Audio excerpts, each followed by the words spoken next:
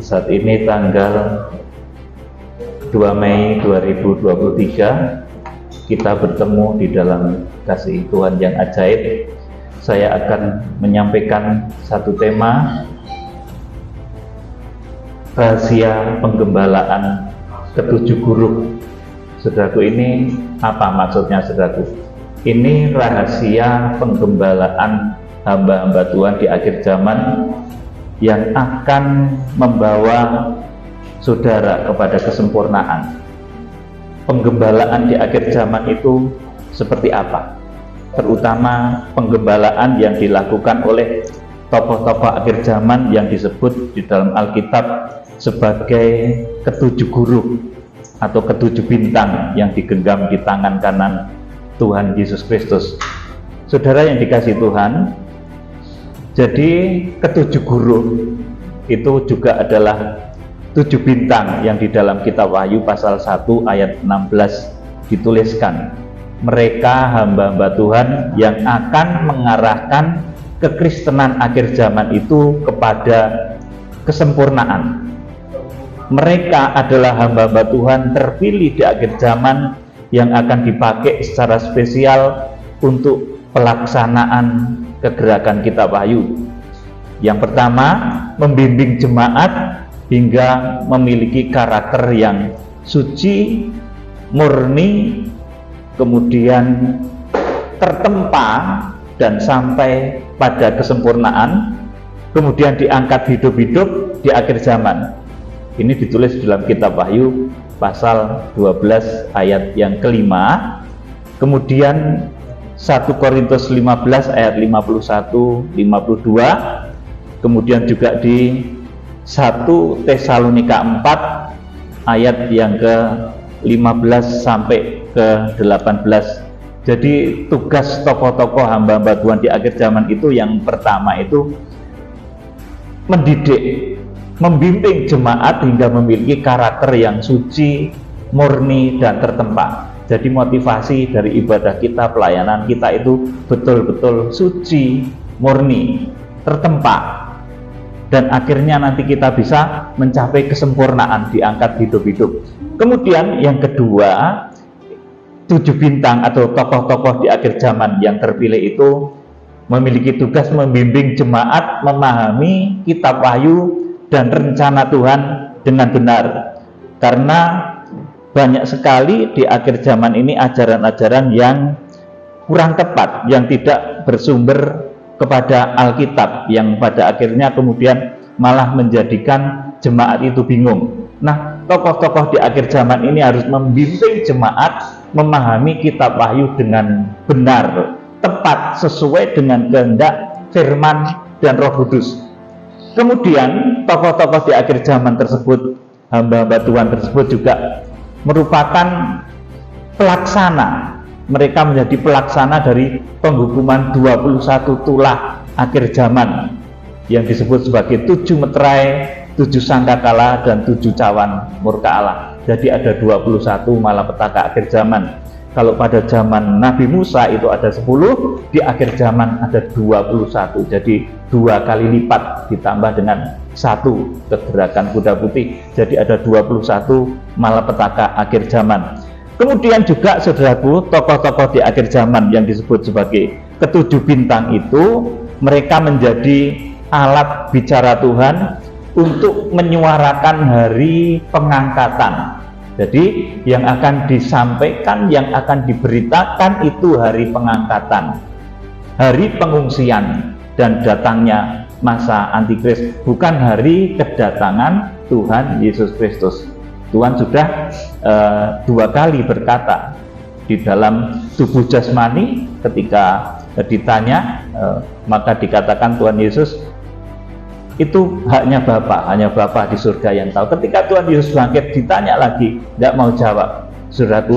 Tetapi yang akan diberitakan oleh tokoh-tokoh di akhir zaman itu nanti hari pengangkatan atau harpaso, Wahyu pasal 12 ayat yang kelima. Hari pengungsian, Wahyu pasal 12 ayat yang ke-6, dan datangnya masa antikris itu Wahyu pasal yang ke-13. Itu nanti yang akan diberitakan. Nanti akan jelas tanggal hari, bulan, dan tahunnya akan jelas ketika masanya digenapi dan tiba. Saudaraku yang dikasihi Tuhan Yesus Kristus, semua itu dilaksanakan dalam satu sistem penggembalaan besar akhir zaman. Ini yang saya sebut dengan sistem penggembalaan imam besar. Penggembalaan yang tidak dilakukan dengan gedung, tetapi penggembalaan yang dilakukan, saudaraku, dengan kekuatan nyata dari firman dan Roh Kudus, kekuatan nyata dari hikmat dan makrifat Tuhan. Penggembalaan yang melintasi kota, melintasi pulau, melintasi samudra, bahkan melintasi benua, juga menembusi tembok-tembok, dinding-dinding pemisah yang saat ini sering terjadi akibat berbagai macam denominasi atau organisasi itu kemudian seolah-olah ada dinding pemisah. Nah, penggembalaan di akhir zaman itu akan menembusi tembok-tembok itu. Kemudian penggembalaan dari ketujuh bintang itu juga adalah penggembalaan yang tidak memaksa tetapi sangat berkuasa. Saudara, saya akan memberikan satu penjelasan. Kalau saudara bertemu dengan saya secara fisik seperti ini penggembalaan badan, saudaraku. Sementara jiwa dan roh kita itu sebetulnya bisa bertemu. Ini pelatihan namanya hikmat dan makrifat. Sudah saya mulai latih saudara untuk melakukan hal tersebut. Bagaimana supaya saudara itu nanti tetap bisa ketemu saya meskipun jarak jauh. Saudara, itu kalau saudara mendengarkan firman yang saya sampaikan. Saudara yang belum peka, mungkin saya akan datang kepada saudara dalam bentuk mimpi. Nah, saudaraku, ini banyak kesaksian orang-orang jemaat-jemaat yang di luar negeri itu banyak ketemu saya itu lewat mimpi. Bahkan disuruh menopang pelayanan itu lewat mimpi. Ayo topang Pak Peter, sekian. Jumlahnya itu dikatakan di dalam mimpi itu bahkan, saudaraku, dan tepat dengan kebutuhan saya. Saudaraku, banyak sekali hal-hal yang sedemikian. Kalau penggembalaan secara fisik ini sangat terbatas. Mungkin bisa menggembalakan 50, 100 atau 1000. Tetapi ketika nanti penggembalaan 7 bintang, itu penggembalaan yang luar biasa, penggembalaan yang akan menjangkau seluruh penjuru bumi. Saudara, saya beri contoh. Tuhan Yesus itu orang-orang yang bertemu secara fisik dan diajar itu cuma 3 tahun. Saudara, tetapi orang-orang yang menjadi murid-murid Yesus, orang-orang yang digembalakan oleh Tuhan Yesus Kristus, itu baik orang yang ketemu secara fisik maupun yang tidak ketemu secara fisik, tetapi ketemu di dalam roh, menyatu di dalam jiwa, menyatu di dalam roh. Saudaraku, ini sangat penting, sebab penggembalaan di akhir zaman ini penggembalaan yang dipimpin oleh imam besar Tuhan Yesus Kristus. Nanti ketika saudara memahami hal ini, saudara mencerna firman Tuhan yang setiap saat saya sampaikan, baik melalui YouTube atau melalui pertemuan secara langsung seperti ini, saudara menyimak baik-baik, mempelajari firman itu, mempribadikan, kemudian sedikit demi sedikit saudara melakukannya, maka saudara nanti ketika jauh dari saya pun bisa ketemu dengan saya. Kalau saudara belum peka, ya nanti lewat mimpi saya datangnya, saudaraku. Menggembalakan, saudaraku. Penggembalaan ke-7 bintang itu nanti seperti itu. Bahkan ketika nanti saudara memiliki hikmat dan makrifat yang cukup, kita akan, kalau orang dulu itu sakti-sakti konon ya, saudaraku, memiliki ilmu telepati dan lain sebagainya. Nah, saudaraku, di akhir zaman orang-orang yang dipenuhi oleh Roh Kudus, saudara, ini seperti penggembalaannya Tuhan Yesus. Tuhan Yesus itu menanamkan firman selama 3,5 tahun. Yang bertemu langsung dididik secara fisik oleh Tuhan Yesus. itu sedikit, tetapi yang digembalakan Tuhan Yesus itu meliputi seluruh penjuru bumi. Itu siapa mereka?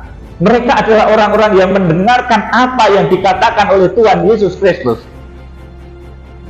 dan mereka juga bisa bertemu dengan Tuhan Yesus Kristus. Itu ajaibnya penggembalaan imam besar agung itu seperti itu, saudaraku. Jadi yang dididik secara fisik itu 3,5 tahun, murid-murid, dan termasuk Yudas juga. Jadi jangan kira orang yang ada yang kayak rohani begitu loh, saudaraku, seperti rohani betul, deket, kayaknya itu ya keluar masuk beda, tapi tabiatnya tidak berubah. Itu jangan-jangan seperti Yudas. Yudas itu makan ya bareng Yesus, saudaraku. Bahkan mungkin tidur pun bareng Yesus selama 3,5 tahun itu, saudaraku. Jadi saudaraku, yang menjadi ukuran nanti kita tergembala oleh imam besar agung, sudah tergembala di dalam kegerakan, itu kalau saudara menyimak pemberitaan firman yang saya sampaikan, nanti saudara akan tergembala di akhir zaman ini kepada kegerakan. Nanti saudara ketika di dalam mimpi itu ketemunya saya, ketemunya atau hamba-hamba Tuhan lain yang memang dipakai oleh Tuhan untuk menyampaikan pemberitaan akhir zaman yang benar. Jadi seperti tadi, Tuhan Yesus itu mendidik murid-murid secara fisik cuma 3,5 tahun, tetapi saudaraku, orang-orang yang tidak dididik secara fisik itu juga ketemu dengan Tuhan Yesus. Ada yang di dalam penglihatan, yang paling mudah lagi lewat mimpi. Saudaraku, Tuhan Yesus juga datang. Saudaraku, Tuhan Yesus juga hadir. Jadi penggembalaan imam besar agung itu seperti itu. Meskipun suatu ketika kita tidak bertemu, ya saudaraku, karena jarak yang agak jauh, saya juga pelayanannya kemana-mana ya saudaraku, kita kan kadang nggak ketemu. Tetapi kalau saudara mempribadikan firman yang sudah saya sampaikan, teristimewa mengenai kegerakan kitab Wahyu ini, maka saudara itu akan menyatu di dalam roh. Nanti kalau mimpinya ya ketemu saya. Saudaraku, kadang saudaraku mendapatkan satu petunjuk-petunjuk seperti tadi. Ini bulan lalu ada orang yang bilang, Pak Peter, saya mimpi bertemu Bapak di Inggris. Saudaraku, padahal saya di Jogja ya saudaraku. Itu awal makrifat itu seperti itu, saudaraku. Nanti ketika makrifat itu menjadi sempurna, saudaraku, itu akan bisa menemui dimanapun saudara berada. Kalau firman yang saya sampaikan itu, saudara, betul-betul dipribadikan, betul-betul menjiwa, itu yang disebut menyatu di dalam roh. Kalau menyatu di dalam tubuh ya seperti kita sekarang ini, kita bersekutu. Tetapi ketika menyatu di dalam roh itu jarak jauh, saudaraku. Jakarta, Jogja itu sangat mudah menyatu di dalam roh.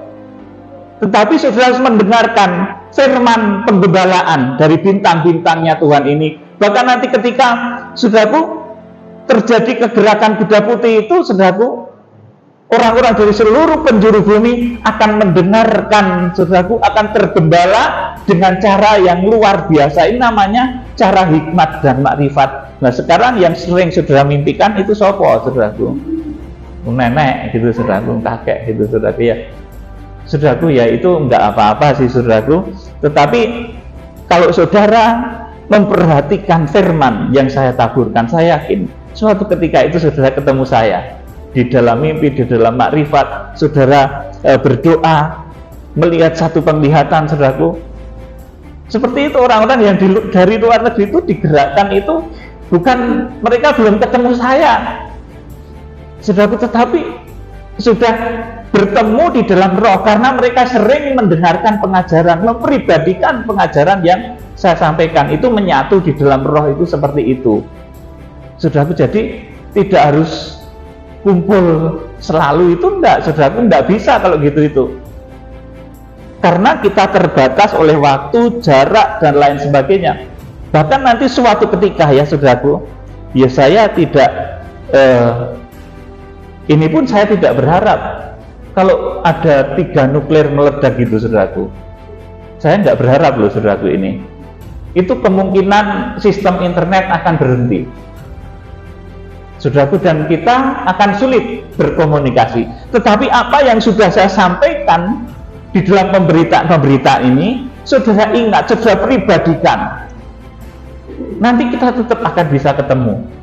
Saudaraku, saudara ingat, nanti di dalam pergerakan kuda putih itu nanti terjadi di tengah-tengah perang dunia yang ketiga, saudaraku, dan kalau satu nuklir saja itu meledak, itu akan mematikan akses internet mungkin beberapa negara. Kalau ada 3 nuklir meledak, mungkin separuh dunia akses internetnya bisa mati. Saudaraku, makanya itu ya, ini kita sama-sama tidak berharap ya, kalau ada bom nuklir meledak kemudian ya internet mati, sistem perbankan nanti juga menjadi repot, saudaraku. Ini yang kita antisipasi di akhir zaman, supaya saudara mengerti betul-betul apa yang akan terjadi di akhir zaman, dan saudara tidak menjadi bingung ketika nanti hal-hal yang kurang menyenangkan daging itu terjadi, saudaraku. Jadi ini cara penggembalaan dari ke-7 bintang, dari ke-7 guru.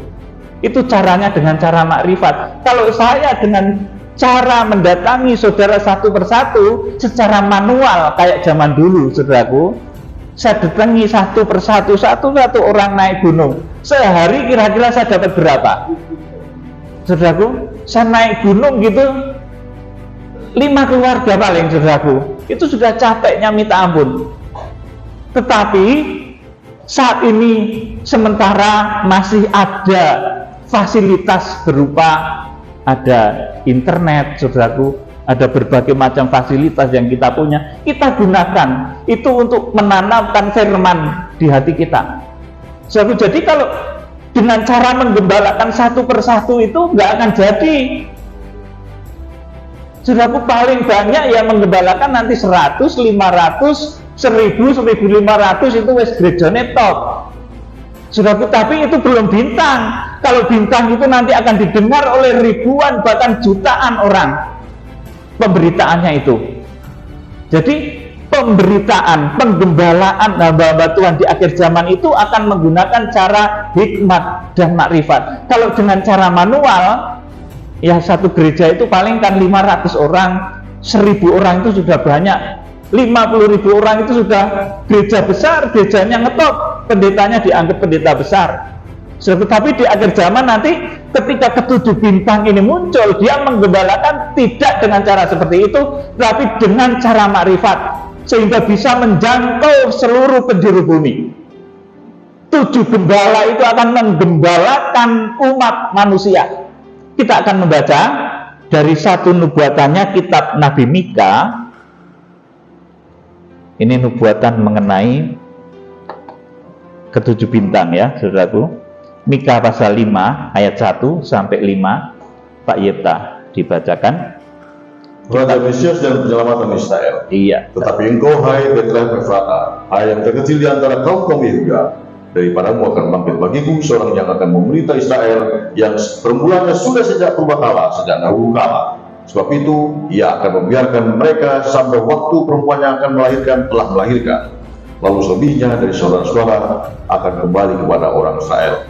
Maka ia akan bertindak dan akan mengembalakan mereka dalam kekuatan Tuhan, dalam kemegahan nama Tuhan Allahnya. Mereka akan tinggal tetap, sebab sekarang ia telah besar sampai ujung bumi, dan ia menjadi damai sejahtera. Apabila Asyur masuk ke negeri kita dan apabila ia menginjak tanah kita, maka kita akan membangkitkan melawan dia 7 gembala, bahkan 8 pemimpin manusia. Terus mereka itu mencukur negeri Asyur dengan pedang dan negeri Nimrod dengan pedang berhunus. Mereka akan melepaskan kita dari Asyur apabila ia ini masuk ke negeri kita dan menginjak daerah kita. Amin. Saudaraku, jadi ayat yang ke-1 sampai ke-3 ini penggembalaan Tuhan Yesus, ini Raja Mesias, saudaraku, ini sudah digenapi ya, saudaraku, bahwa meskipun Tuhan Yesus itu mengajar cuma 3,5 tahun, tetapi saudaraku penggembalaannya itu sampai ke seluruh penjuru bumi. Ini namanya penggembalaan imam besar, saudaraku. Itu seperti Tuhan Yesus itu, dia ngajar cuma 3,5 tahun, tetapi pengajarannya itu saudaraku memenangkan seluruh penjuru bumi. Ini namanya penggembalaan imam besar. Kita nggak ketemu secara fisik loh saudaraku dulu sama Tuhan Yesus, tetapi kita bertemu dengan Tuhan Yesus itu saat ini, saudaraku, baik melalui visi penglihatan, ada yang baik visi, terdengar jelas suaranya juga, saudaraku, ada seperti itu. Kita bertemu masih bisa seperti itu, saudaraku yang dikasih Tuhan. Jadi itu penggembalaan Raja Mesias, penggembalaan yang dilakukan Tuhan Yesus itu caranya seperti itu. Oleh karena itu dulu pernah malah Tuhan ngomong, rombak bait Allah ini dan aku akan membangunnya dalam 3 hari. Saudaraku, artinya penggembalaan itu jangan sampai terkotak-kotakkan oleh bangunan, oleh organisasi dan lain sebagainya, tetapi biarlah organisasi itu menjadi organisme tubuh Kristus yang menyatukan.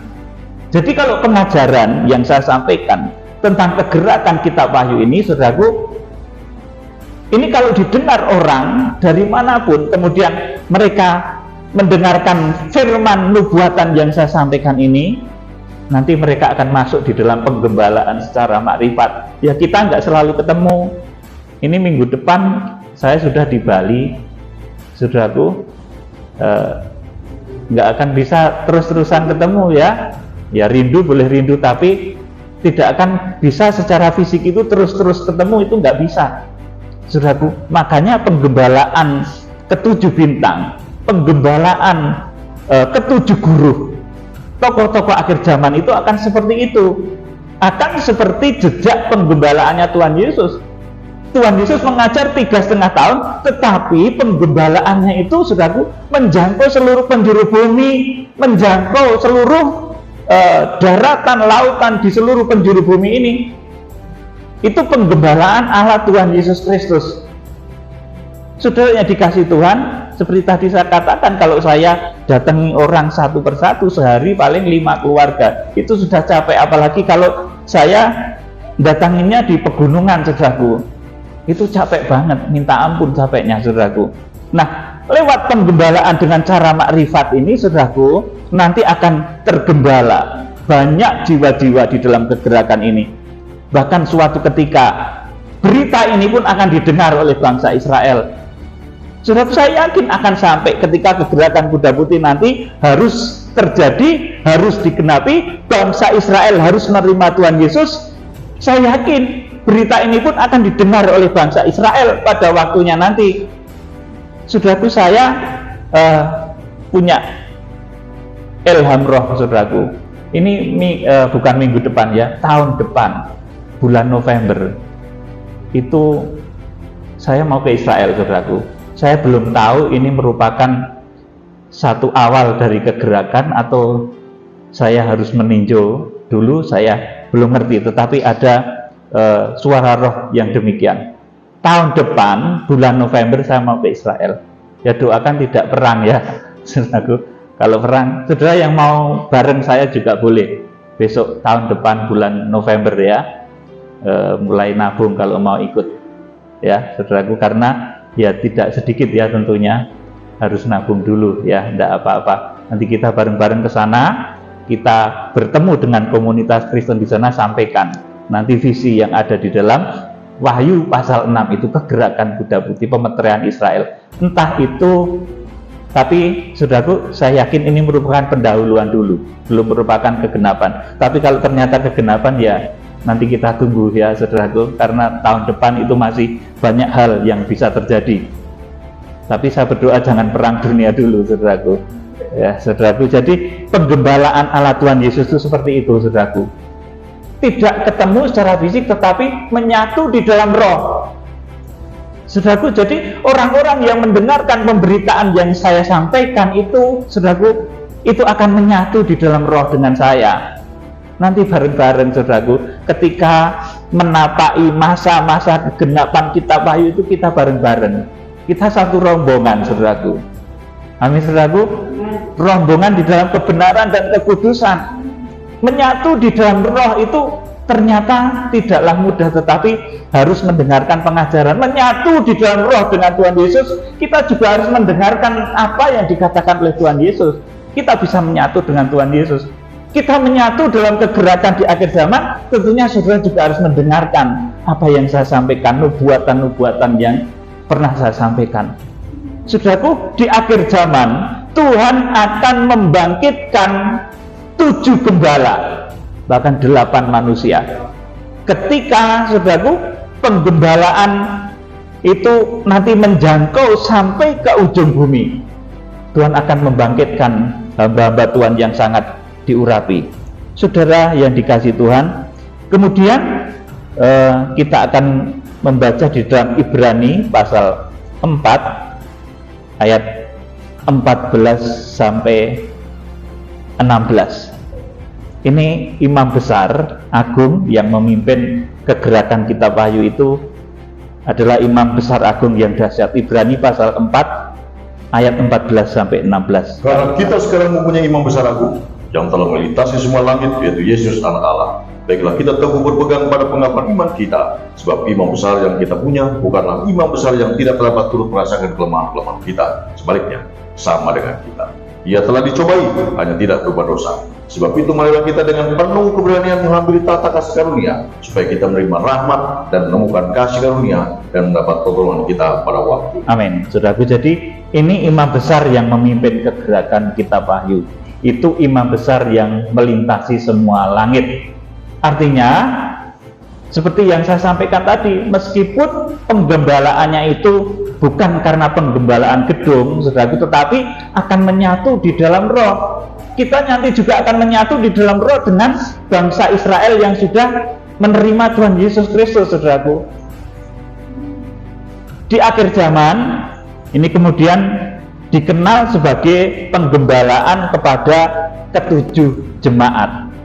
Saudaraku, jadi penggembalaan ke-7 guru, penggembalaan ke-7 bintang itu di akhir zaman itu kemudian dikenal di dalam kitab Wahyu sebagai penggembalaan ke-7 jemaat. Kita baca kitab Wahyu pasal 1 ayat 12 sampai 16. Lalu aku berpaling untuk melihat suara yang berbicara kepadaku, dan setelah aku berpaling, tampaklah kepadaku 7 kaki dian dari emas, dan di tengah-tengah kaki dian itu ada seorang anak serupa anak manusia, berpakaian jubah yang belanjanya sampai di kaki, dan dadanya berlilit ikat pinggang dari emas. Kepala dan rambutnya putih bagaikan bulu yang putih mata, dan matanya bagaikan nyala, dan kakinya mengkilat bagaikan kembang yang membara dalam perapian, suaranya bagaikan desau air bah.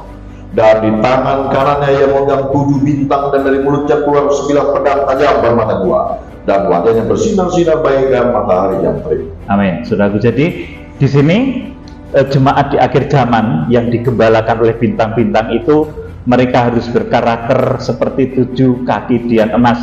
Artinya apa? Tadi tertempa, keinginannya, kerinduannya itu murni semata-mata untuk Tuhan. Kemudian hidupnya juga tertempa itu terdidik, terlatih untuk beribadah, terlatih untuk berkorban, terlatih untuk berbuat baik. Saudaraku, ini kita perlu berlatih loh, saudaraku. Pada saat-saat berat seperti sekarang ini, saudaraku, ya, kita perlu berlatih bahkan pada saat-saat berat. Ya, saya sendiri merasakan kalau saya ngomong pada saudara seperti ini, saya merasakan di tengah-tengah suasana yang sulit, justru saya harus menanggung satu beban pelayanan yang cukup berat, saudaraku. Berat, tetapi saudaraku, semuanya Tuhan menyediakan secara luar biasa, karena imam besar yang kita punya itu imam besar agung Tuhan Yesus Kristus. Saudaraku, di sini dikatakan jemaat-jemaat itu makanya harus tertempa seperti 7 kaki dian dari emas. Kalau kita semua, saudara, sudah menjadi seperti 7 kaki dian dari emas, maka Tuhan Yesus imam besar itu akan ada di tengah-tengah saudara. Tapi kalau saudara tidak tertempa seperti 7 kaki dian emas, kualitas iman saudara itu seperti rumput, seperti kayu, saudara tidak akan teruji. Di tengah-tengah saudara tidak akan ada imam besar yang melayani saudara. Jadi syarat supaya di tengah-tengah saudara, di tengah-tengah kita itu ada imam besar yang melayani, yang menyatukan kita di dalam roh, maka hidup kita harus seperti 7 kaki dian emas, tertempa, teruji. Keinginan-keinginan kita betul-betul dikuduskan. Ucapan-ucapan mulut kita harus mulai betul-betul kita perhatikan. Saudaraku, jangan mengucapkan hal-hal yang tidak benar, berbohong dan lain sebagainya, karena itu membuat kotor. Ya saudaraku, pertama yang harus kita lakukan itu menjaga mulut. Berulang kali saya sampaikan pada saudara, kalau saudara bisa menjaga mulut supaya tidak berdusta, supaya mengatakan perkataan yang baik dan benar, supaya tidak mudah marah dan bertengkar, sedikit-sedikit bertengkar, sedikit-sedikit marah. Itu karakter kayu, saudara, bukan berkarakter emas murni. Tuhan Yesus tidak akan ada di tengah-tengah hidupnya orang-orang yang karakternya seperti rumput, seperti kayu. Tetapi Tuhan Yesus, imam besar itu, akan menggembalakan setiap orang yang hidupnya seperti kaki dian emas, tertempa, murni. Dia tampil, saudaraku, kalau di dalam ayat yang ke-13 sampai 15 ini digambarkan seperti seorang anak manusia berpakaian jubah yang panjangnya sampai di kaki dan dadanya berlilitkan ikat pinggang dari emas, dan selanjutnya. Kemudian amanat dari penggembalaan imam besar agung itu dipercayakan oleh Tuhan kepada ke-7 bintang. Ke-7 bintang itu siapa? Tokoh-tokoh akhir zaman yang akan dipakai oleh Tuhan untuk pertama mencurahkan penghukuman 7 meterai, kemudian penghukuman 7 sangkakala, dan yang terakhir 7 bokor murka Allah. Jadi saudaraku, penggembalaan di akhir zaman nanti Tuhan akan percayakan kepada tokoh-tokoh yang sangat diurapi. Yang di ayat 16 ini saya bacakan lagi. Dan di tangan kanannya ia memegang 7 bintang, dan dari mulutnya keluar sebilah pedang tajam bermata 2, dan wajahnya bersinar-sinar bagaikan matahari terik. Ini penggembalaan tokoh-tokoh akhir zaman, itu mengikuti jejaknya Tuhan Yesus, saudaraku. Boleh nggak ketemu? Rasul Paulus itu juga nggak selalu berada di Korintus, nggak selalu berada di Efesus, saudaraku, tetapi dia menggembalakan.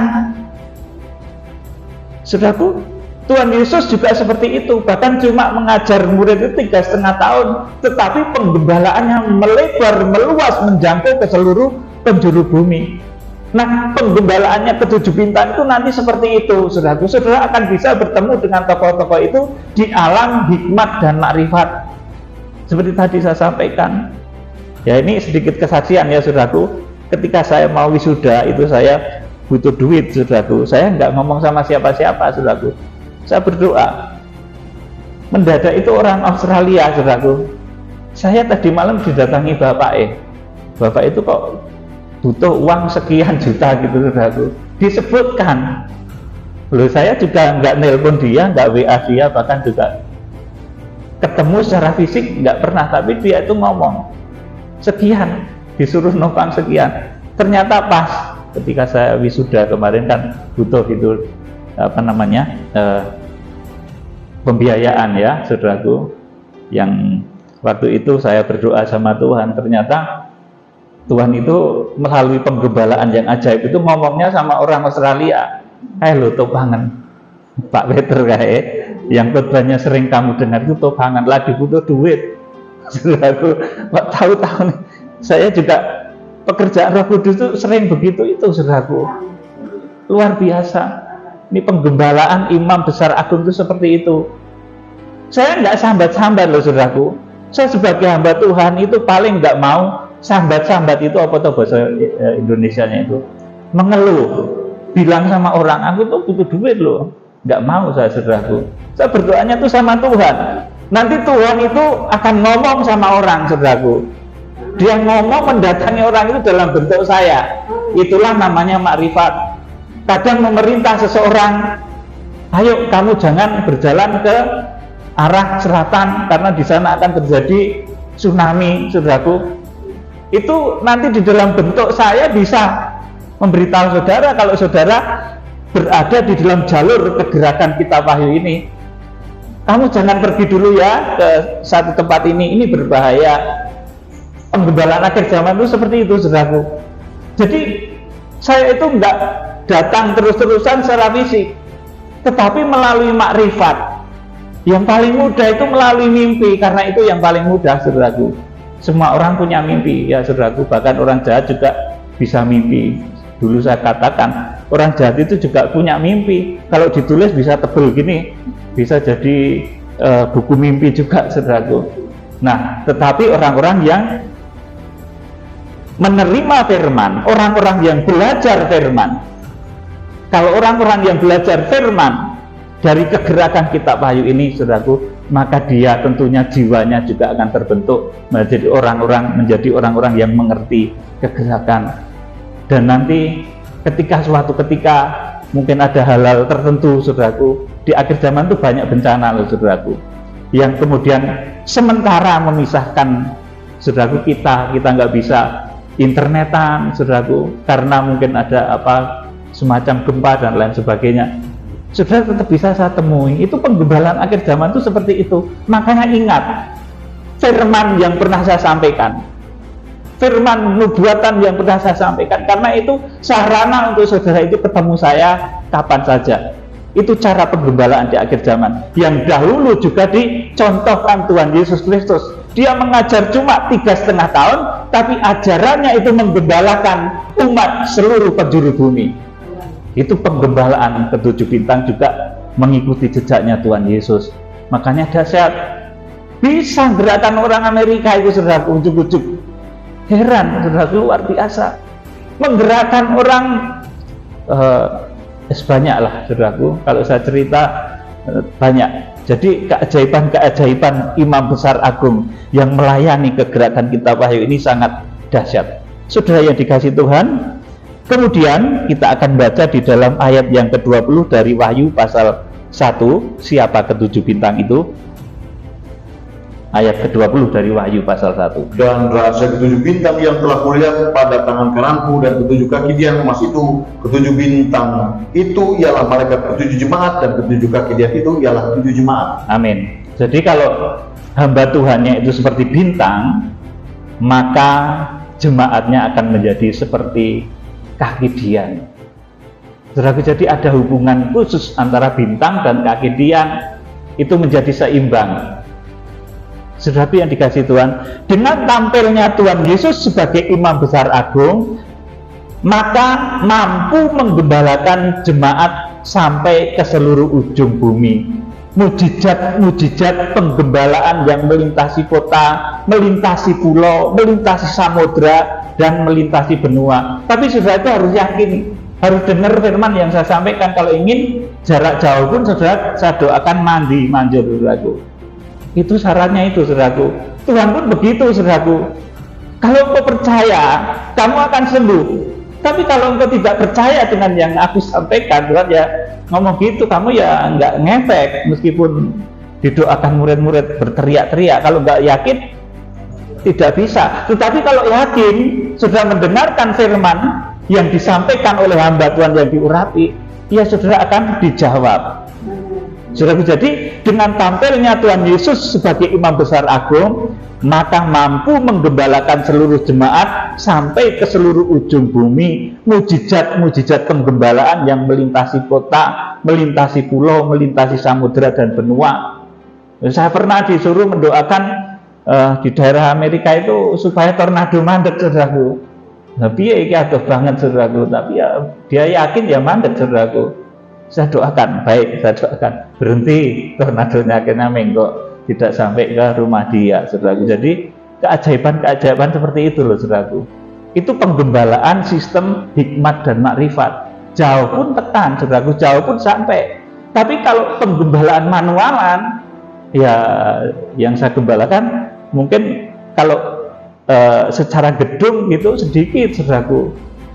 Kalau manualan tuh sedikit, saudaraku, sedikit, karena cuma kalau ketemu seperti ini saja. Tetapi kalau di dalam roh itu yang tergembala oleh kegerakan ini banyak sekali, saudaraku. Jadi ini luar biasanya penggembalaan di akhir zaman yang dipimpin oleh Tuhan Yesus Kristus yang tampil sebagai imam besar agung yang memimpin kegerakan kitab Wahyu.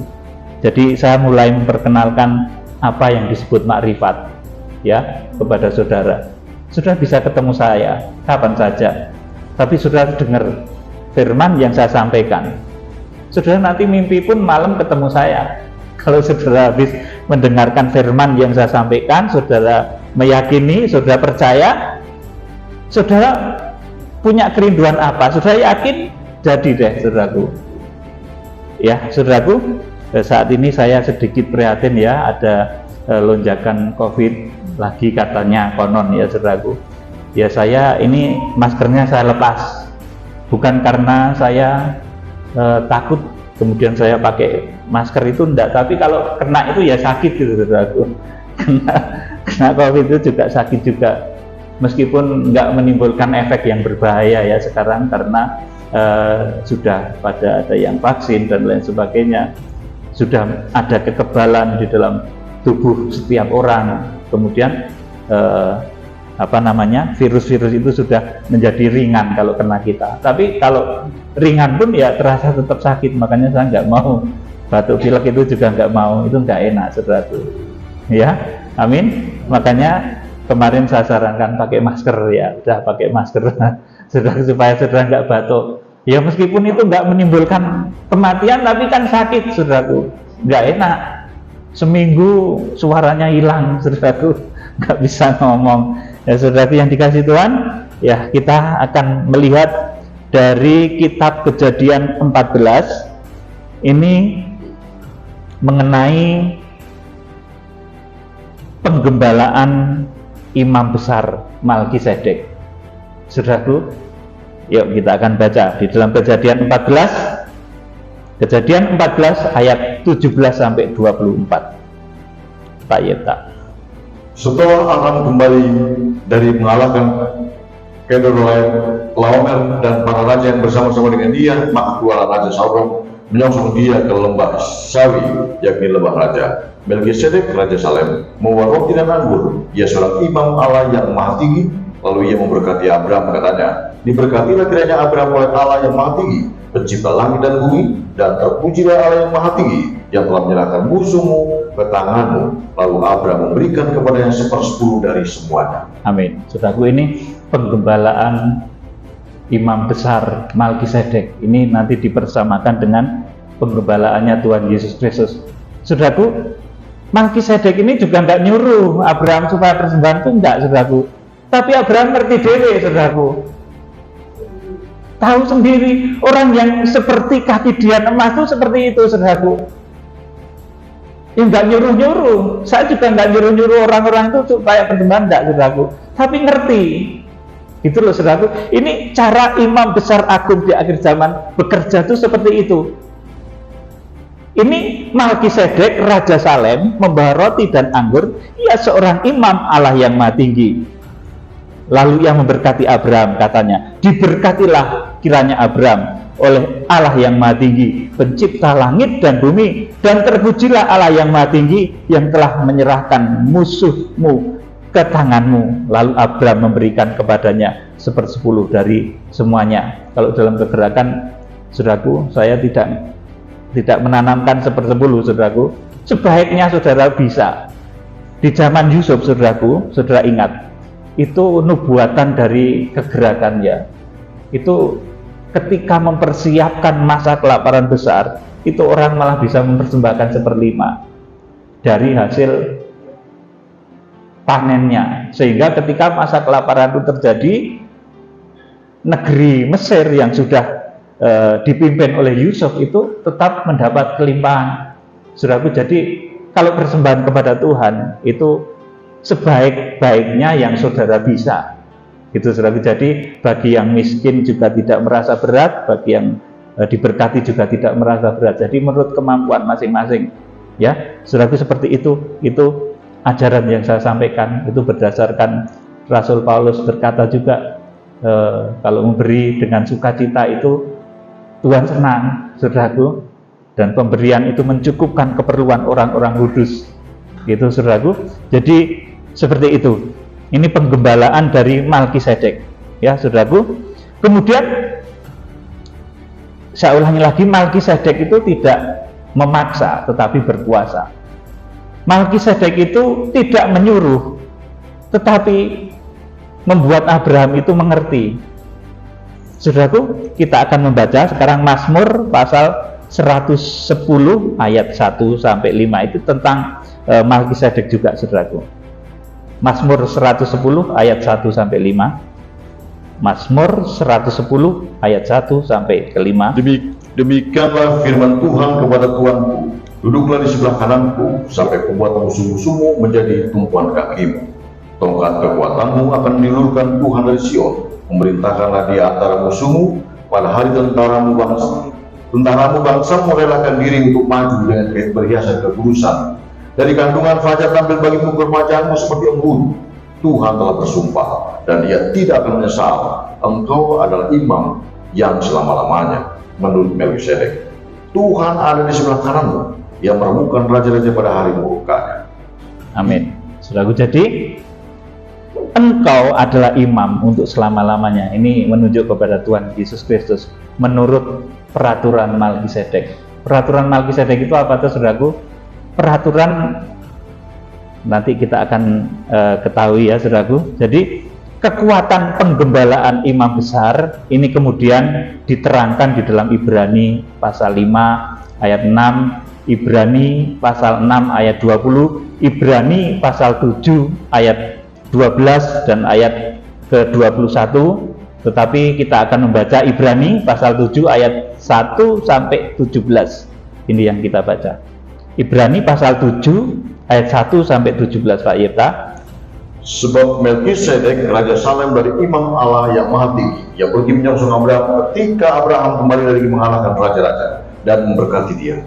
Kepadanya pun Abraham memberikan 10% dari semuanya. Menurut arti namanya, Melkisedek adalah pertama-tama raja kebenaran dan juga Raja Salem, yaitu Raja Damai Sejahtera. Dia tidak berbapa, tidak beribu, tidak berselisilah, harinya tidak berawal dan hidupnya tidak berkesudahan. Terus? Dan karena ia dijadikan sama dengan anak Allah, ia tetap menjadi imam sampai selama-lamanya. Terus? Camkanlah betapa besarnya orang itu yang kepadanya Abraham bapa leluhur kita memberikan 10% dari segala perampasan yang paling baik. Dan mereka dari anak-anak Lewi yang menerima jabatan imam mendapat tugas hukum Taurat untuk memungut 10% dari umat Israel, yaitu dari saudara-saudara mereka, sekalipun mereka itu juga adalah keturunan Abraham. Terus? Tetapi Melkisedek yang bukan keturunan mereka memungut 10% dari Abraham dan memberkati dia, walaupun dia adalah pemilik janji. Memang tidak dapat disangkal bahwa yang telah rendah diberkati oleh yang amat tinggi, dan di sini manusia-manusia mana menerima persepuluhan, dan di sana ia yang tentang dia diberi kesaksian bahwa ia hidup.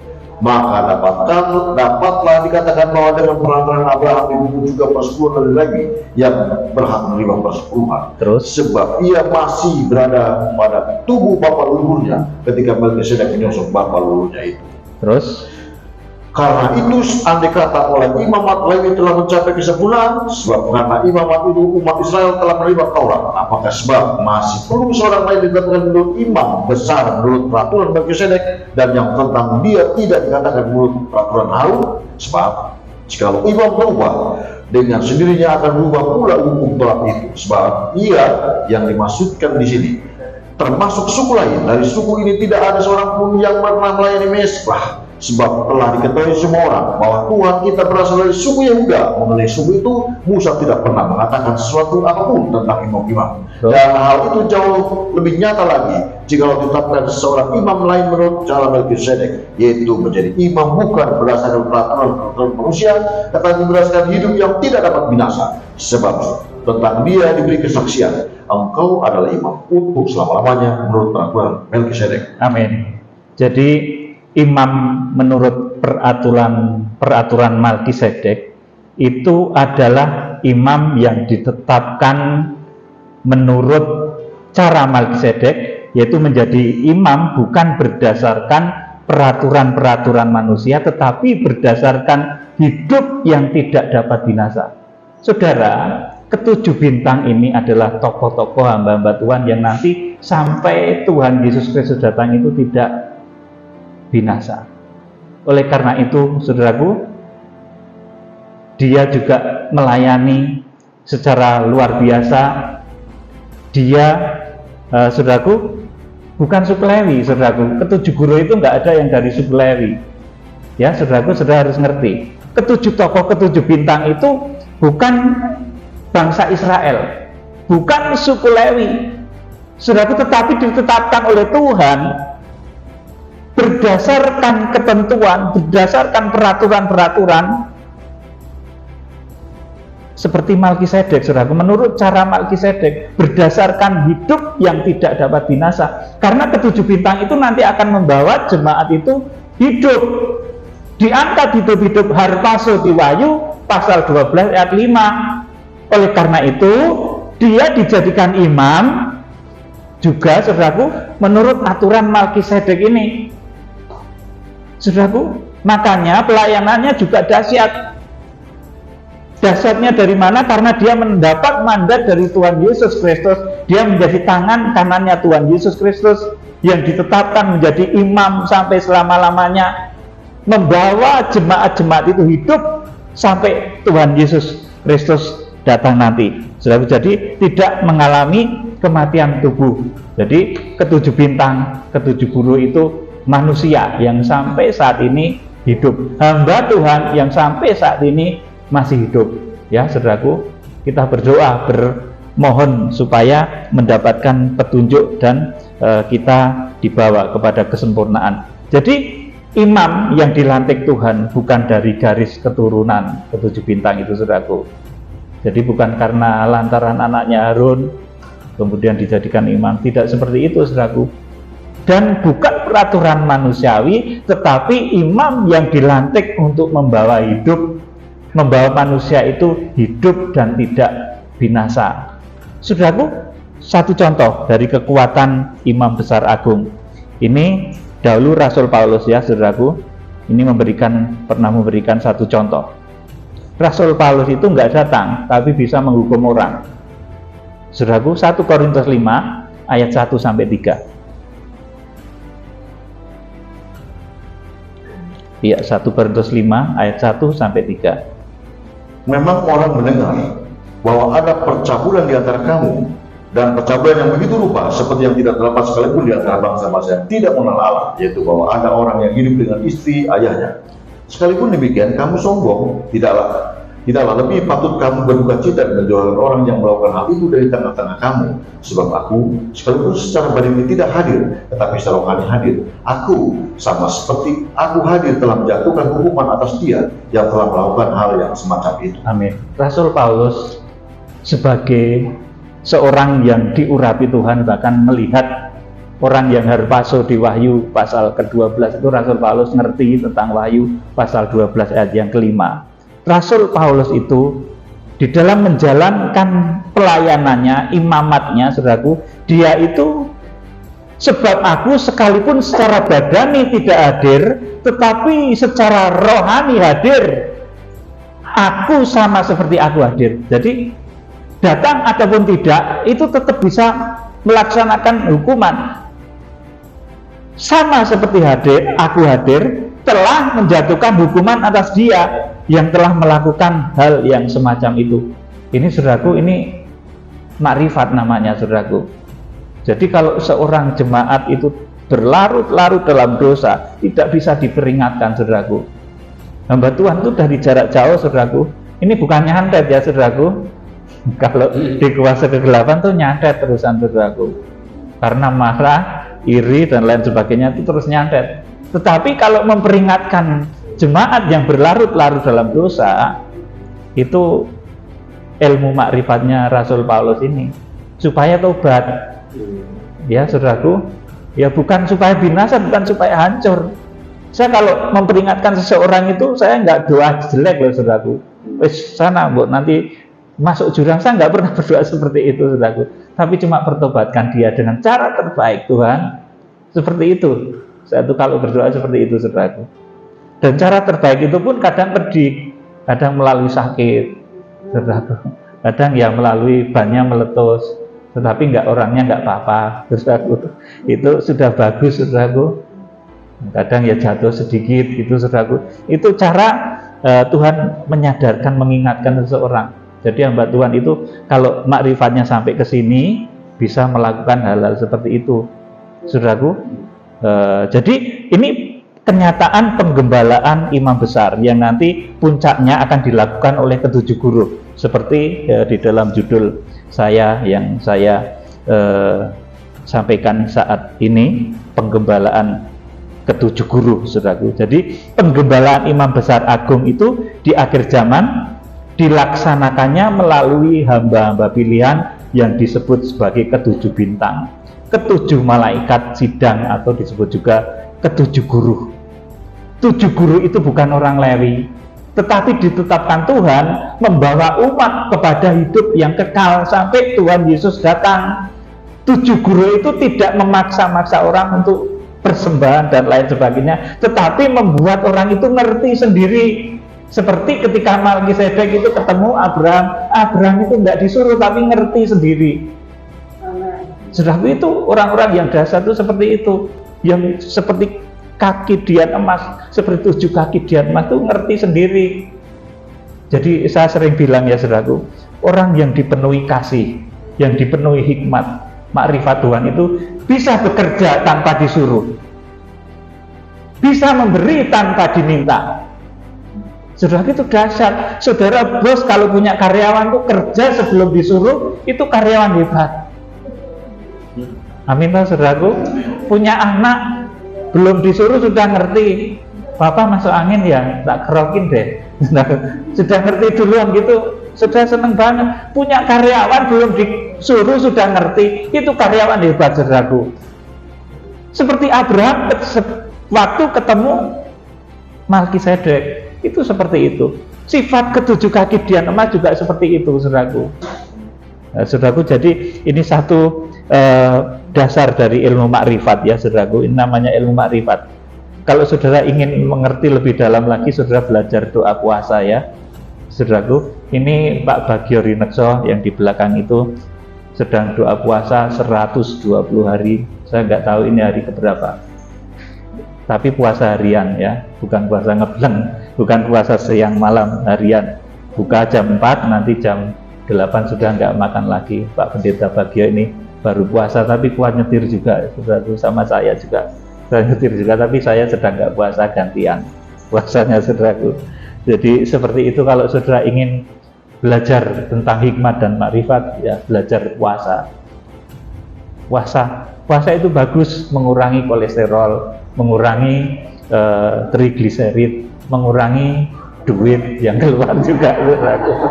Ya saudaraku, jadi seperti itu. Ya saudaraku, jadi ketujuh bintang yang akan dipakai oleh Tuhan itu dia melakukan penggembalaan seperti teladan Tuhan Yesus Kristus. Dia menggembalakan tidak pakai gedung, saudaraku. Tuhan menyampaikan firman 3,5 tahun, tetapi yang menerima firman-Nya itu seluruh penjuru bumi. Ketujuh bintang itu juga akan dibangkitkan seperti di dalam Mika pasal 5 tadi. Aku akan membangkitkan 7 gembala. Nah, saudaraku, ini kegenapannya kitab Wahyu pasal 1 ayat 16 itu. Dan 7 gembala itu merupakan satu, disebut sebagai tangan kanan Tuhan Yesus Kristus. Disebut juga sebagai malaikat sidang ketujuh jemaat. Disebut juga sebagai pelaksana dari penghukuman 7 sangkakala. Coba dibaca Pak Yipta, Wahyu pasal 8 ayat 1 dan 2. Wahyu 8 ayat 1 dan 2. Dan ketika anak domba itu membuka meterai ke-7, maka sunyi senyaplah di surga, kira-kira setengah jam lamanya. Lalu aku melihat ke-7 malaikat yang berdiri di hadapan Allah, dan kepada mereka diberikan ke-7 sangkakala. Iya, 7 malaikat tadi, ke-7 tokoh tadi juga merupakan pelaksana eksekutor dari penghukuman 7 sangkakala. Kemudian ke-7 tokoh itu juga adalah hamba-hamba Tuhan yang diberitahu oleh Tuhan mengenai hari pengangkatan. Jadi cuma 7 loh, saudaraku, yang diberitahu. Nanti kemudian diteruskan kepada seluruh hamba Tuhan. Kalau menurut Imamat Rajani Wahyu pasal 10 ayat 1 sampai 4, saudara, itu tentang wahyu hari, kemudian tanggal, bulan, tahun, pengangkatan, tanggal, bulan, tahun, pengungsian, itu yang ngerti satu, malaikat yang berwajah matahari yang mengaum bagaikan singa. Tetapi auman singa itu tidak bisa diketahui siapapun, termasuk Rasul Yohanes. Itu nggak ngerti. Yang bisa menerjemahkan auman singa, malaikat yang turun dari surga itu cuma ketujuh guru. Kemudian Rasul Yohanes dengar, aku mendengar sesuatu yang dikatakan oleh ketujuh guru itu. Aku mau menuliskannya, tetapi ada suara dari surga, meteraikan. Jangan ditulis, itu tanggal penting, tanggal ilahi, itu satu rahasia surga, jangan ditulis dulu. Nanti hanya akan dikatakan satu kali ketika Wahyu pasal 10 itu digenapi. Ayo kita akan baca Wahyu pasal 10 ayat 1-4. Ini tentang waktu. Wahyu yang memberitahu tentang waktu, hari, saat pengangkatan, pengungsian, dan masa antikris. Itu datangnya melalui sistem yang jelas, melalui satu imamat yang jelas. Saudara tahu, saya kasih contoh dulu. Ini zaman Nuh. Itu tidak semua orang dapat wahyu suruh bikin perahu, saudaraku. Cuma Nuh saja. Ya, di sini zaman Nuh itu kira-kira zaman kerajaan siapa ya? Itu ya sudah lama sekali, saya tidak tahu sejarah ya, saudaraku. Nggak diwahyukan sama orang sini, tapi itu kepada Nuh. Nuh saja yang dikasih tahu, saudaraku, di seluruh penjuru bumi ini. Nah, di akhir zaman, saudaraku, itu pewahyuan yang menyangkut hal seperti itu juga akan diulangi seperti itu lagi. Tidak semua dapat wahyu nanti beda-beda, saudaraku. Wah, nanti orang yang dari sana. Makanya di sini di Wahyu pasal 10 ini terjadilah satu amanat pewahyuan, urut-urutan pewahyuan tentang pemberitahuan hari pengangkatan. Itu Wahyu pasal 10, saudaraku. Kita akan baca, Pak Yeta, Wahyu pasal 10 ayat 1-4. Ini ya, terus. Dan aku melihat seorang malaikat lain yang kuat turun dari surga, bersubungan awan dan pelangi ada di atas kepalanya, dan mukanya sama seperti matahari, dan kakinya bagaikan tiang api. Dalam tangannya ia memegang sebuah gulungan kitab yang terbuka, yang menginjakkan kaki kanannya di atas laut dan kaki kirinya di atas bumi. Dan ia berseru dengan suara nyaring sama seperti singa yang mengaum. Dan sesudah ia berseru, ketujuh guru itu mendengarkan suaranya. Dan sesudah ketujuh guru itu selesai berbicara, aku mau menuliskannya, tetapi aku mendengar suara dari surga berkata, meteraikanlah apa yang dikatakan oleh ketujuh guru itu, dan janganlah engkau menuliskannya. Ya, jadi ini pewahyuan mengenai hari pengangkatan. Itu pertama turun kepada malaikat yang berwajah seperti matahari, yang kuat turun dari surga, yang berselubungkan awan dan pelangi ada di atas kepalanya. Nah, saudara, ini saudaraku, dan tangannya yang memegang sebuah gulungan kitab kecil yang terbuka. Wahyu pasal 10 ini kitabnya sudah terbuka. Di Wahyu pasal 5 masih termeterai. Kemudian malaikat ini menangis. Saudaraku, Yohanes menangis, saudaraku. Tidak ada yang bisa membuka meterai-meterainya, tetapi anak domba itu bisa membukanya. Kemudian rupanya, saudaraku, gulungan kitab itu sudah dibuka oleh anak domba, diserahkan kepada malaikat yang berwajah matahari ini. Ini urut-urutan pewahyuan, saudaraku. Jadi kitab Wahyu itu betul-betul detail dan dahsyat luar biasa. Saudaraku, dalam tangannya ia memegang sebuah gulungan kitab kecil yang terbuka. Ia menginjakkan kaki kanannya di atas laut, kaki kanan di atas laut. Laut itu tempat antikris muncul. Jadi antikris itu nggak akan nongol kalau tokoh-tokoh ini masih memimpin jemaat-jemaatnya, saudaraku. Kemudian kaki kirinya di atas bumi. Yang muncul dari bumi siapa? Nabi palsu. Nabi palsu juga nggak akan bisa muncul sebelum, saudaraku, tokoh-tokoh ini harus masuk. Saudara, kemudian saya terangkan, dan ia berseru dengan suara nyaring seperti singa yang mengaum. Dan sesudah ia berseru, ketujuh guru itu memperdengarkan suaranya. Saudaraku, malaikat ini berseru dengan satu suara. Orang lain itu mendengarnya seperti suara singa yang mengaum. Rasul Yohanes pun mendengar seperti singa yang mengaum. Tetapi suara yang mengaum itu diterjemahkan oleh ketujuh guru. Dan oleh Rasul Yohanes ketujuh huruf yang bersuara itu mau dituliskan apa yang dikatakan ketujuh huruf yang merupakan terjemahan dari auman singa tadi, bahwa pada tanggal sekian, bulan sekian, tahun sekian akan terjadi pengangkatan. Suaranya seperti itu. Tetapi itu dimeteraikan, belum boleh dikatakan. Saudaraku, ini suara yang didengar oleh Rasul Yohanes. Rasul Yohanes ngertinya dari siapa? Bukan langsung dari malaikat yang berwajah matahari tadi, yang mengaum seperti suara singa. Itu malaikat yang berwajah matahari itu juga tertib, saudaraku, memberikan rahasianya juga kepada 7 orang itu saja. Saudara, saya beritahu lagi, kalau Pak Presiden memutuskan sesuatu, itu yang langsung diberitahu pertama siapa, saudaraku? Kira-kira apa saudara langsung gitu? Enggak toh? Pasti para menteri utama, Menko, ya. Ada menteri pertahanan, menteri, ya. Seperti itu, saudaraku. Tuhan yang tampil sebagai raja, yang memerintah malaikat yang kuat turun dari surga ini juga tertib ketika memberikan wahyunya itu, saudaraku. Dan yang bisa nyaut, yang bisa memahami cuma ketujuh tokoh tadi yang disebut sebagai ketujuh bintang, saudaraku, yang kemudian diterjemahkan oleh Rasul Yohanes, saudaraku, mau ditulis oleh Rasul Yohanes, tetapi ada suara dari surga, meteraikanlah apa yang dikatakan oleh ketujuh guru itu, jangan engkau menuliskannya. Ini sebetulnya dulu ini perintah mengenai bahwa pada hari sekian, tanggal sekian, bulan sekian, tahun sekian terjadi pengangkatan. Itu suaranya 7 guru, tetapi oleh Rasul Yohanes itu tidak bisa dituliskan karena ada suatu suara dari surga. Jangan engkau mengatakan apa yang dikatakan ketujuh guru itu.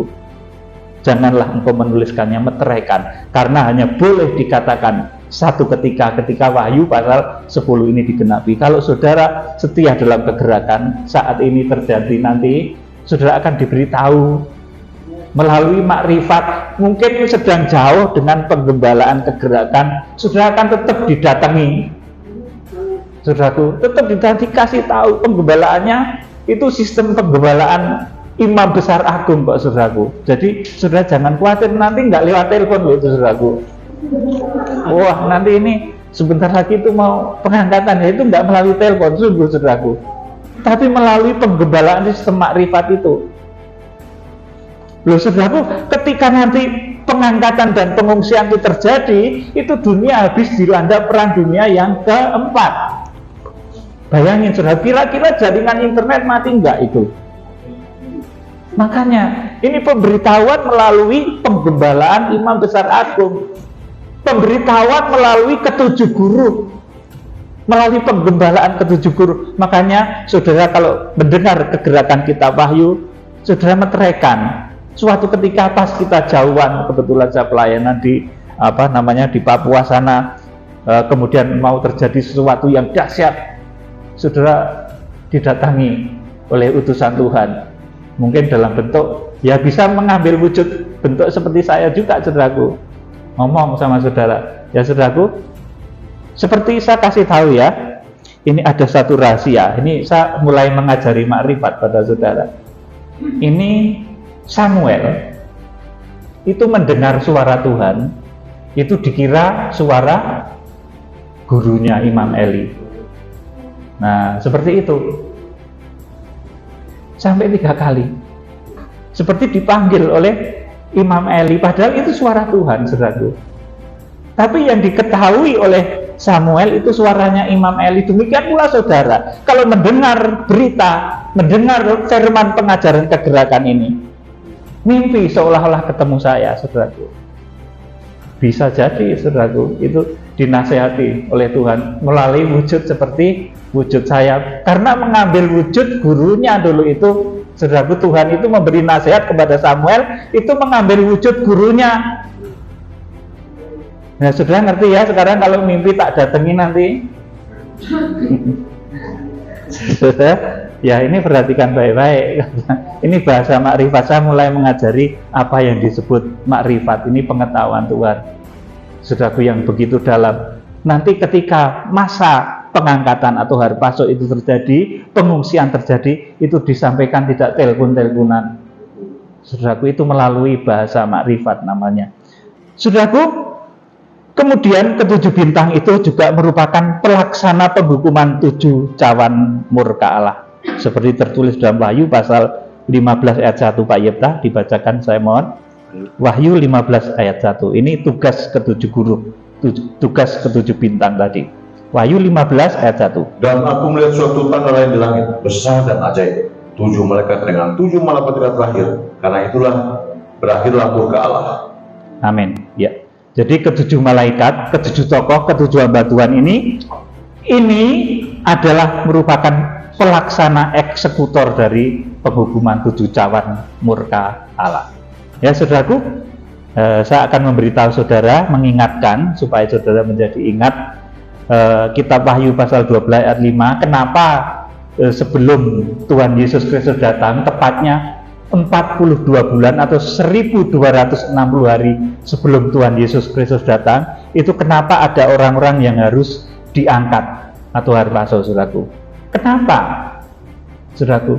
Itu yang pertama, untuk menggenapi firman bahwa Tuhan datang bersama orang-orang kudusnya. Jadi Tuhan datang nggak sendirian. Jadi ada yang diangkat duluan, saudaraku. Wahyu pasal 12 ayat 5 itu ada yang diangkat. Yang memberitahukan pengangkatan siapa tadi? Malaikat yang berwajah matahari, yang diteruskan kepada ketujuh guru, kemudian diteruskan kepada hamba-hamba Tuhan yang berkarakter Yohanes.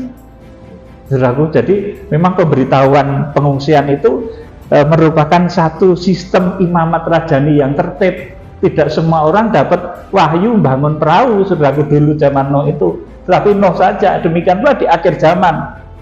Saudaraku, nanti akan ada pemberitahuan mengenai hal ini dalam satu imamat yang tertib. Jadi orang harus diangkat dulu sebelum Tuhan Yesus Kristus datang. Di Wahyu pasal 12 ayat 5 itu untuk menggenapi firman bahwa Tuhan datang bersama-sama orang-orang kudusnya. Yudas pasal 1 ayat 4. Kemudian Nabi Musa itu juga ngomong seperti itu. Ulangan pasal 33 ayat yang kedua. Kemudian yang kedua, kenapa kok tidak ada pengangkatan barang ini, saudaraku? Bahasa Jawanya itu gitu ya, medok saya bahasa Jawanya. Ngopo kan dadak diangkat barang ini, ngopo, ngapain?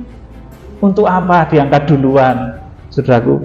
Ini untuk menggenapi firman bahwa orang-orang kudus akan dipakai Tuhan untuk menghakimi bumi, bahkan menghakimi malaikat-malaikat. Ini banyak yang nggak ngerti.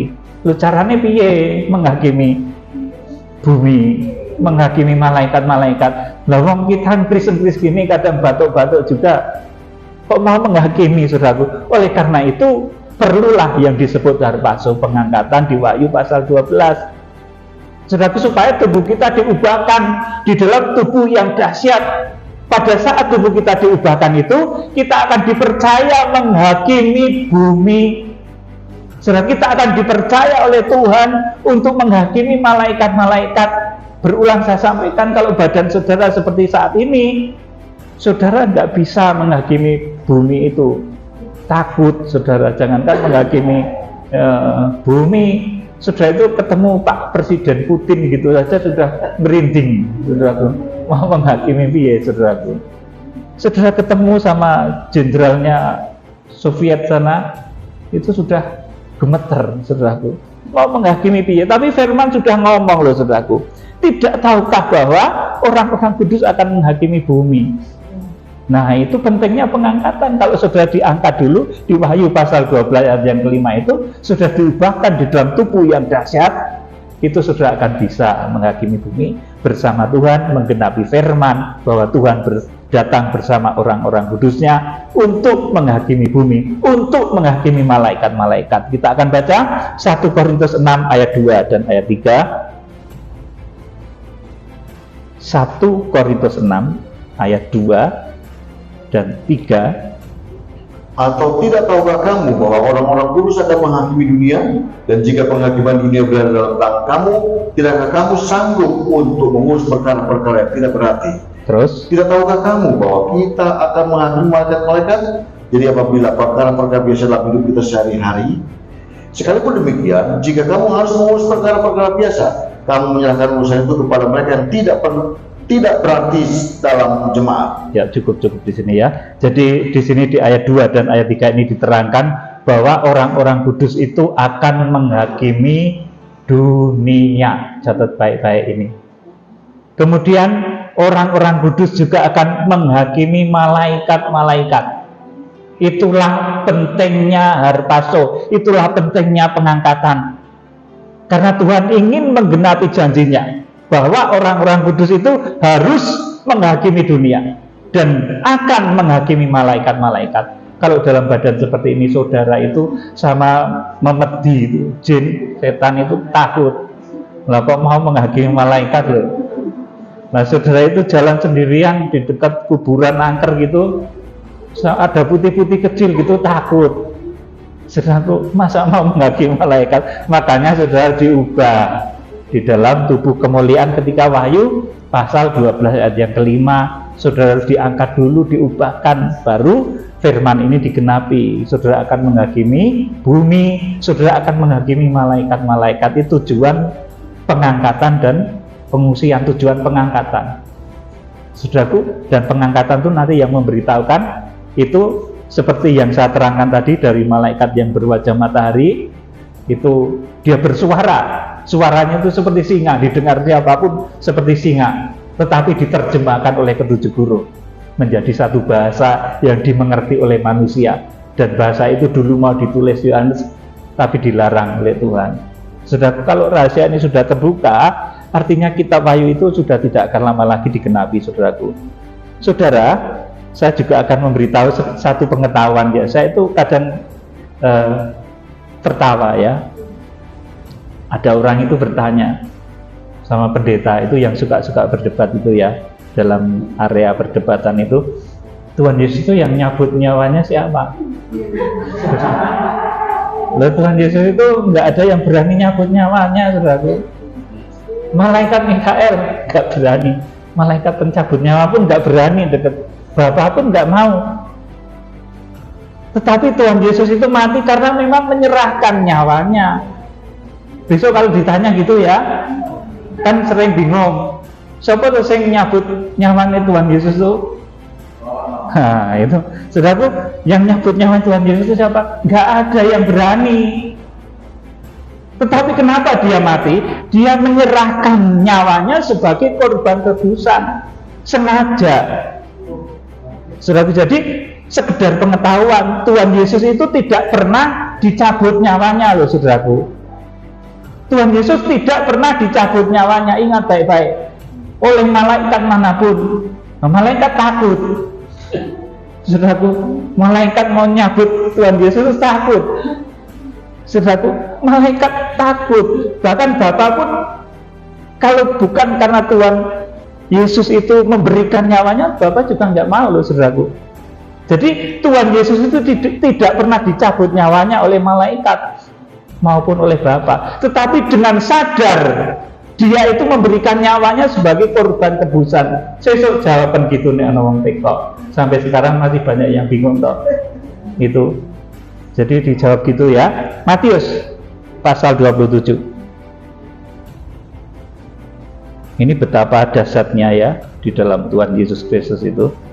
Kalau kita menyatu dengan Kristus itu dahsyat. Matius pasal 27 ayat 50. Ayat terakhir ini sekedar pengetahuan. Yesus berseru pula dengan suara nyaring lalu menyerahkan nyawanya. Amin. Jadi Yesus berseru pula dengan suara nyaring lalu menyerahkan nyawanya, bukan dicabut nyawanya ya. Ingat baik-baik ini. Menyerahkan. Aku berikan nyawaku, bukan malaikat datangi rawani, saudaraku. Malaikat yang paling gagah pun nggak berani nyabut nyawanya Tuhan Yesus itu. Nah, perhatikan baik-baik. Yohanes pasal 10 ayat 17. Yohanes pasal 10 ayat 17. 17. Ya. Yohanes 10 ayat 17. Bapa mengasihi aku, oleh karena aku memberikan nyawanya untukku untuk menerimanya kembali. Nyawaku untuk menerimanya kembali. Ya. Bapa mengasihi aku oleh karena Aku memberikan nyawaku untuk menerimanya kembali. Jadi Tuhan Yesus itu nggak pernah dicabut nyawanya, tapi dia memberikan nyawanya, saudaraku, untuk kita, untuk saudara. Itulah dasarnya Tuhan. Nggak ada yang berani nyabut nyawanya Tuhan Yesus. Teneh dilirik aja takut semua itu, saudaraku. Kok mau nyabut nyawanya Tuhan Yesus, saudaraku. Nah, dia itu kalau mati memang menyerahkan nyawanya, saudaraku. Memang menyerahkan nyawanya sebagai korban tebusan supaya kita dibenarkan, dikuduskan, dan akhirnya disempurnakan bahkan di akhir zaman. Karena dasarnya Tuhan Yesus ini, kita diberi bagian untuk ikut menghakimi bumi dan ikut menghakimi malaikat-malaikat. Jadi nggak ada malaikat yang nyabut nyawanya Tuhan Yesus ya. Besok dijawab itu ya. Tuhan Yesus itu mati itu bukan karena dicabut nyawanya, tapi menyerahkan nyawanya. Ya, ini di arena perdebatan di sebelah kan banyak itu seperti itu. Tapi ini saya jawab, ya kiranya Tuhan memberkati saudara dengan roh hikmat dan wahyu. Saya mulai mengajarkan tentang makrifat kepada saudara secara pelan-pelan. Ini temanya adalah rahasia penggembalaan ketujuh guru. Itu seperti itu. Jadi penggembalaan seperti yang dilaksanakan Tuhan Yesus. Tuhan ngomongnya cuma 3,5 tahun, tetapi firman yang disampaikannya menggembalakan seluruh penjuru bumi. 7 guru mungkin ngomongnya itu yang nggak akan seluruh dunia ngomong terus saya. Maaf ya. Terus 7 guru itu terus ngomong terus mungkin ke Papua hari ini, besok ke Afrika, lusa ke Amerika. Kesel banget, saudaraku. Tapi seperti Tuhan Yesus ngomongnya mungkin nggak terlalu banyak, cuma di beberapa tempat, tetapi firman yang disampaikannya itu nanti akan menyebar, akan menggembalakan orang-orang. Penggembalaan IRMC seperti itu, saudaraku. Kiranya saudara diberkati dengan roh hikmat dan wahyu.